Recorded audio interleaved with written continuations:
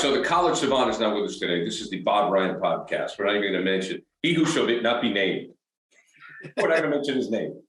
The other guy who's usually here. That's right. Who's in Texas, wherever the hell he is. Busy man. Yes, Jeff Goodman is a busy man. Bob Ryan, I love the Phoenix Suns. And my question for you to kick things off is, while they were in the finals, are they considered a true contender when they play in the West with Golden State? Positively. You can't, they've had, as we speak, they're on a 12-game winning streak. They've already had an 18-game winning streak. I don't know how much more people need to see. You realize that in the year 2022, they're a legitimate contender, one of the two top contenders to win the championship in the West. And that presupposes that everybody's healthy, but it presupposes that the things that Golden State's counting on, such as Klay Thompson rounding back to about 80% of his old self, and they have Draymond Green, who's extremely important, is there. By the way, I got to throw. I know you thought, all right, we'll get to this. We'll get to the Warriors. I love the Suns with you as you do. Ayton won me over last year. I wasn't ready to like him as much as I do. Booker is just a stud. He's completely, anytime he gets 35, you're not surprised. They still got Chris Paul. They still got something left in the tank. Bridges, of course. There's a lot to like about that team. While the Suns, are flourishing, then you look at the Nets, and in the past we've thought with the Nets, okay, they get healthy for the playoffs, they can make a run. Yeah, I don't know. I'm just beginning to wonder if it's going to work out. They've dropped the 2 in a row at the time of this tape, and they lost to the Kings.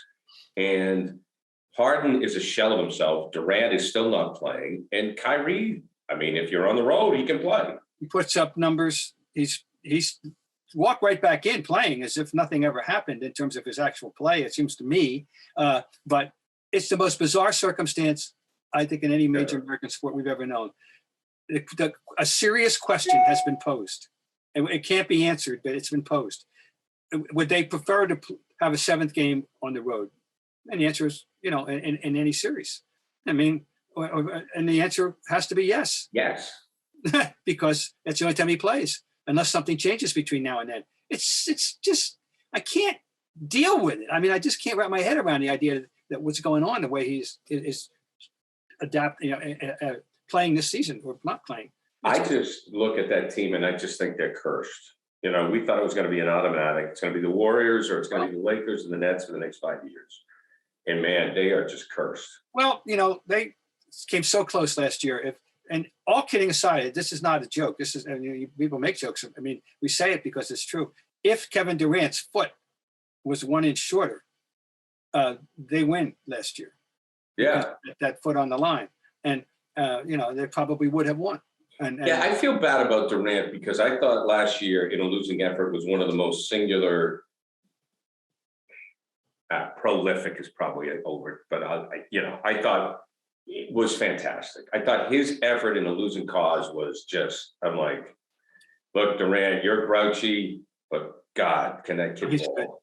Oh, he's good. He's a top 10 all-time player now, Durant. And no question.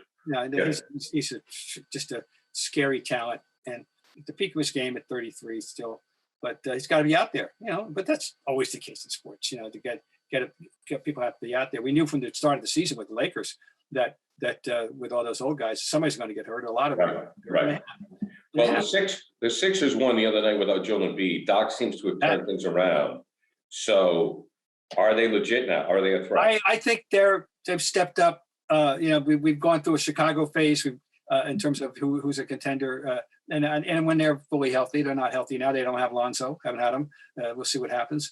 But I like the Sixers. By the way, I was a charter member of the Tyrese Maxey fan club at Kentucky. I liked him, saw him, and liked him. And I'm so glad that they're doing what they're doing without who. I won't mention the man, a name whose name I will not mention, but he's 6'9".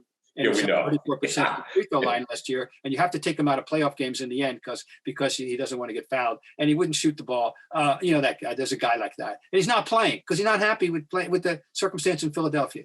So I'm so happy that they're doing what they're doing without him. Now, question: it's been, and I'll jump. I'll sign on to this course. Okay, Daryl Morey, get something. Right. Get something to help your team. You have a shot here. You can improve your team.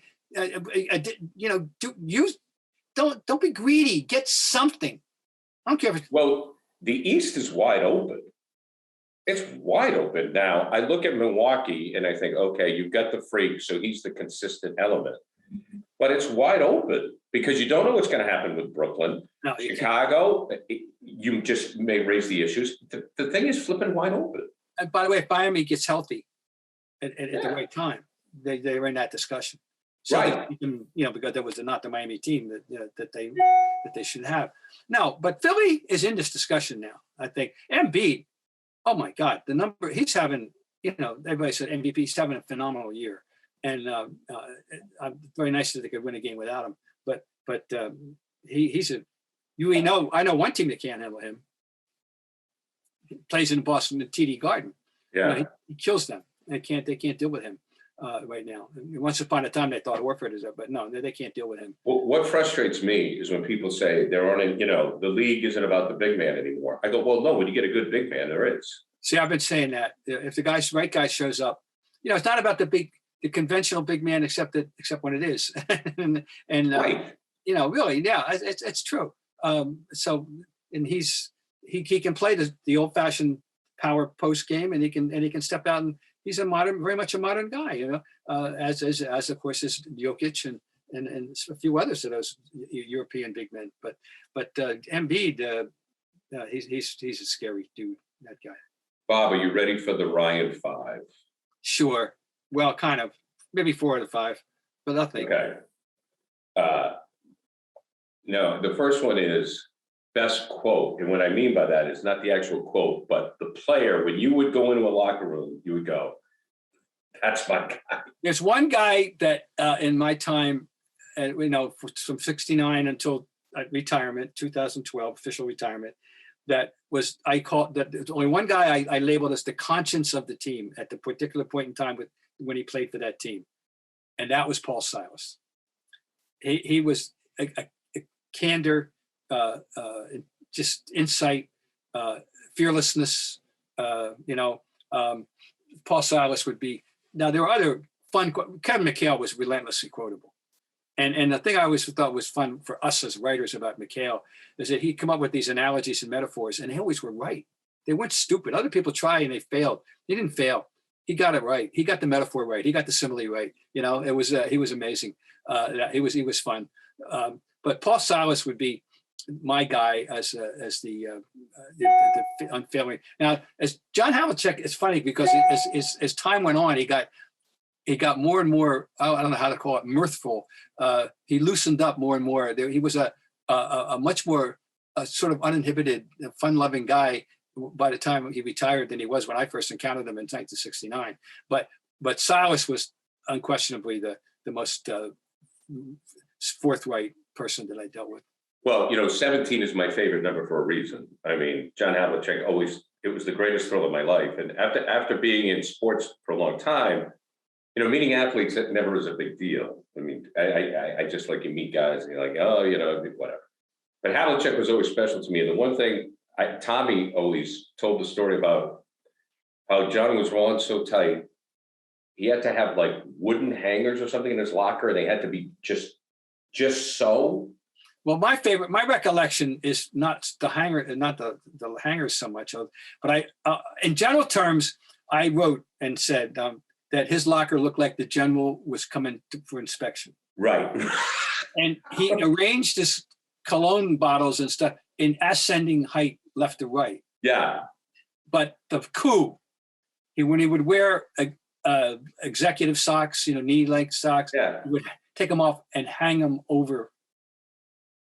up.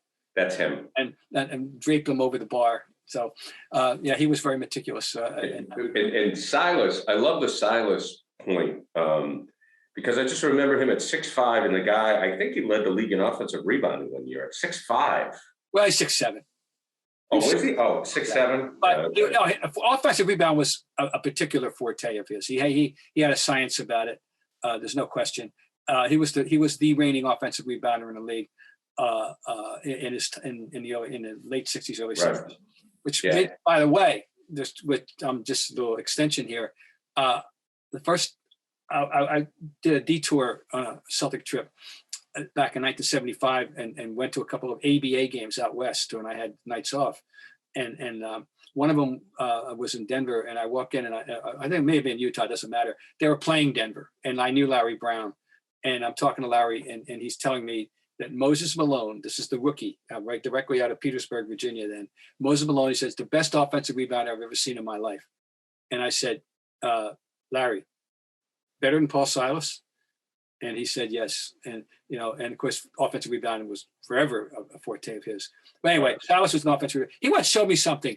He had a little technique where he said he would run out of, like, say, picture the basket. He's on the left side, okay, and he would run out of bounds and then come in and nudge out position on the other side to block out a guy. And how cool is that? It's smart. Yeah, you got. Tell me one other thing too. When teams remember a thing that, I mean, this is really dating us, Gareth. Remember a thing called the fast break? You remember that was organized and had an outlet pass and had a man and had wingmen and a trailer. He showed me that he not every basket. I mean, every shot naturally, but he could angle himself so he would get the offensive rebound and immediately propel himself with 2 fast dribbles to the free throw line and then pass the ball off to the guy was a thinker. Yeah, and that's why he was like one of how many of Reds players that became coaches? They all became coaches. Oh God, so many. Best dressed. The Chief was good. Robert was impeccably dressed. What about Clyde Frazier, man? Oh, you mean I'm talking about Celtics? Oh no, anybody. Oh my God. Oh no. Oh yeah. Well, of course he was in his time. The man, Michael always dressed very impeccably. Jordan. That's a very good one. But yeah, Clyde Frazier was the fashion maven of all. Now a lot of guys have modern guys dress very creatively, but Frazier was probably the gold star winner. Well, I just remember Antoine Walker had a new suit for every game. Wow, that's a lot. That's it. And I think Allen Iverson had a new sweatshirt maybe for every game or something. Yeah, and I think that's why poor Antoine went broke. Okay, yeah, these are for anybody, Bob, in your career. Okay. Most, when I say most underrated, most unappreciated, most underrated player. Well, I think as history goes on now, I'll put it this way: the most forgotten great player was Andrew Toney, and it was a comet that flashed across the sky, and his career ended prematurely due to not one but 2 bad feet, two irresolvable issues with his feet. I mean, he was probably only about 26 or so, I'm guessing, but at his peak, he was frightening. There was nothing he was the most, I call him the most contemptuous guard I ever saw. I mean, he laughed at double teams, and they were like a joke to him, but he could, he is now been forgotten. I'm trying to think though, in this time, I'd have to dwell on that a little bit, that who during the time was underrated, but as time has gone on, he's the most forgotten great player in NBA history. I always thought Connie Hawkins didn't get his due. Did you like the Hawk? The Hawk was, his first year in the league, he was all league, first team.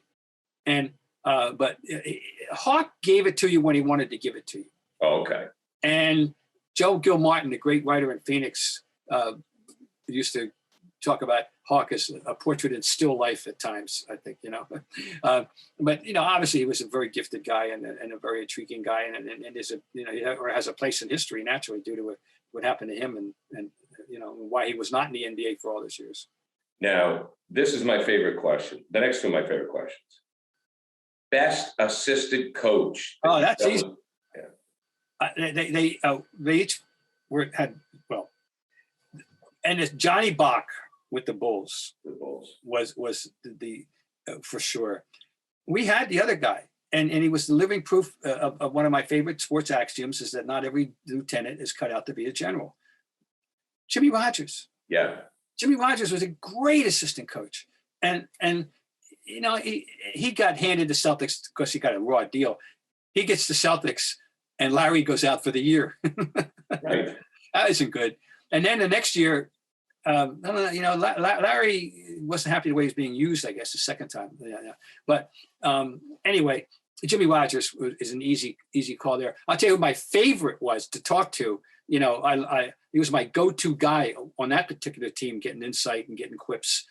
And that was Dave Wohl when he was with the Lakers. Center guy. I used to see him at the market.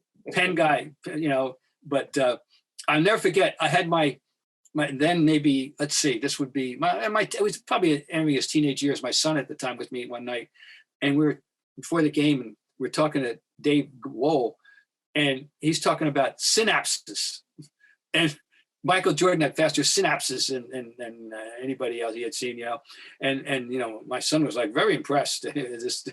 This coach was using the word synapse, But he was fun. He never got a head coaching job, did he? It was strange. It's interesting. I don't want to speak for him. I don't know. I used to see him literally at the market, and if I saw him, it was 30 minutes in the bread aisle because he had watched every game the night before, and he. The thing that's really it's great talking to you, Bob. I mean, I could listen to you talk all day long. We know that. But when you talk to a guy like Wohl or even John Carroll, for that matter, these guys, and you sit there and you listen to them break down the game, and you're just you're mesmerized. Yeah, you're just mesmerized. I mean, they break down every play the way a golfer breaks down. When I did my book 48 Minutes with Terry Pluto, which was about one game in the NBA, January 16th, 1987, the Cavaliers at the Celtics, every minute detail of the game and portraits of the players. I sat and watched the game on tape with Jimmy Rogers and he broke it down for me. And it was phenomenal. It's amazing. Yeah, it's there. It's at another level. Bess, I think I know the answer to this. And you can give a Boston one, but then you have to give one on the road. But I think I know the answer. Best game day bar. Major Goolsby's in Milwaukee. I knew it. I knew it. Major Goolsby's in Milwaukee. What I loved was in Denver called Duffy's. And that was downtown. I like that. I'm trying to think now. Let me think. Now in New York, there were Runyon's in New York, of course, in its highlight, in its heyday, which was lasted for about 20 years. Originally on 50th Street, and then later on 2nd Avenue around the corner, for sure. But that Denver one was underrated, Duffy's. But Major Goolsby's was, that fondness. So many of us have a fondness. The 1974 finals, where that was the social center of the whole finals. It was great. In fact, we got to the point where on the off-day press conferences, they figured everybody was hanging out at Goolsby's, so they had it there at a conference room. Yeah, and God love Goolsby's. Good cheeseburger too. But that would be my all-time favorite NBA bar. The fact that they had a press conference at a bar is just. That was the NBA of accessibility, and we're all in this together. It was a giant fraternity. I'll tell you my favorite anecdote of the time.